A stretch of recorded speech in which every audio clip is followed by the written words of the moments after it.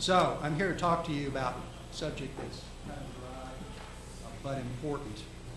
And then we can get back to the great music. I'm being told to get closer to the mic. I wanted to give you a report on the 2014 Stewardship campaign and share some numbers with you that give the campaign some practical context, including the fact that the campaign is necessary to support all the ministries of the church, including the 11:11 service. First, last year's campaign saw a decrease in just one category of persons or households in 10 categories of giving amounts that the church tracks or follows, but saw an increase in 8 out of 10 categories in persons or households giving to the church and committing in 2013, and a tie in one. I think that's a really great success story, and I hope we can build on that. Second, as a result of those increased numbers of households or persons giving, and some households increasing the percentage by which they gave, the 2013 campaign saw a modest increase in campaign revenue over 2012, modest but positive increase, and raised approximately $3 million. So thank you for your generous support of the church and its ministries in 2013. Now for 2014. I'm asking you, the church is asking you, to step up again with your commitments. If you or your household has not sent in your commitment card, please do. If you or your household are fortunate enough to be able to increase your commitment over last year, please do. Increases in persons or households committing and increases in percentages by those who are able to are vital to the 2014 budget of the church. In that regard, the Stewardship campaign needs to raise approximately $3.2 million this year towards a base operating budget of approximately $4.8 million and heading towards $5 million rapidly. Notice I said base. That is because the basic operations and ministries of this church does not include things such as the mission or special ministries that are funded by specific or restricted gifts. That's fundamental budget that we need for the church is $4.8 million. You may ask, well, Richard, where does the difference between the 4.8 million and the 3.2 million campaign goal come from? Well, it comes from multiple sources, but there's 3 large ones.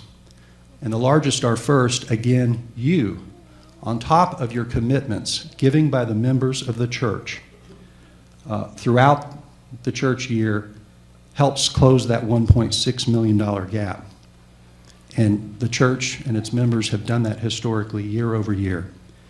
The second large chunk of that gap is an annual gift that comes from the First Methodist Foundation to help fund operations, which is over and above the significant funding the foundation supplies to the church for capital projects, major improvements, and major repairs, such as most recently the renovations to the sanctuary as well as the renovations of the organ. The third place, you might be surprised to hear that gap helps close that gap, is properties owned by the church. The church has really had some fantastic gifts over the years that have allowed it to acquire some of the property that surrounds the church, which includes some of the parking lots you're familiar with, surface parking lots that provide income and revenue to the church because of all the workers downtown. You might also ask me why we need to increase the stewardship campaign from $3 million to $3.2 million. Well, a couple of reasons. One, increased expenses. Just like you've experienced in your own households and your own businesses, for example, the church has increased expenses year over year. For example, 2014, the church has some pretty significant increased staffing costs, driven primarily by increases in health insurance costs and additional staff for expanded programming. But the more important reason that we need to expand our campaign commitments from $3 million to $3.2 million is increases in the ministries and activities of the church. For example, the church hopes to provide more activities for senior adults. The church hopes to continue to build on children and youth. The church hopes to continue to build on this service. The church hopes to expand on communications. The church hopes to bolster and expand all the other ministries of the church that require the commitments of its members. So we've got our work cut out for us in 2014.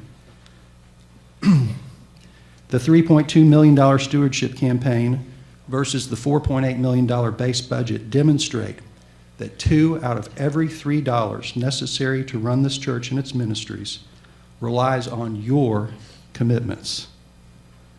So, I know you're ready. I know the First Church family is ready, as it always has been, to meet its goals and expand its ministries in God's love. So, please help us rise to the challenge, and if you haven't already, please make your commitment and send it into the church. Thank you.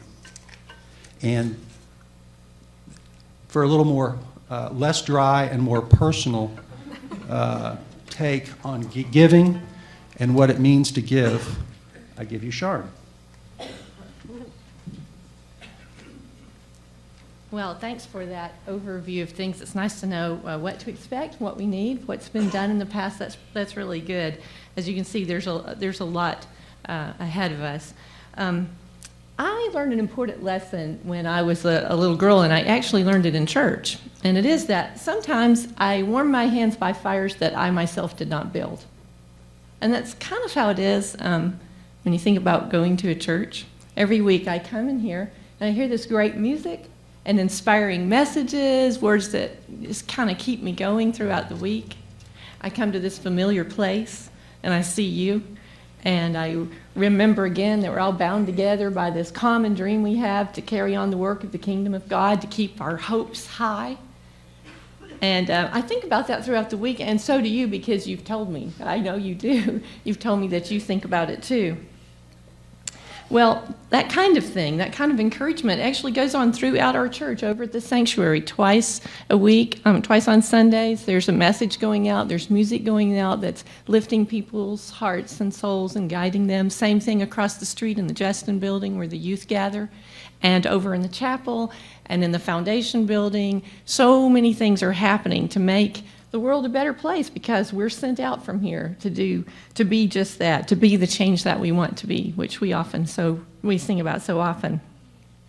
And of course, those are just the things that happen on Sunday. Throughout the week, there's so many things that go on that are a work of this church, things that make the world better, and we are all blessed by them. There are after-school programs for children in the city. There are programs here that help feed the homeless, and the people who live in low income, who have low incomes, can come and receive groceries from missions of this church. There's counseling services.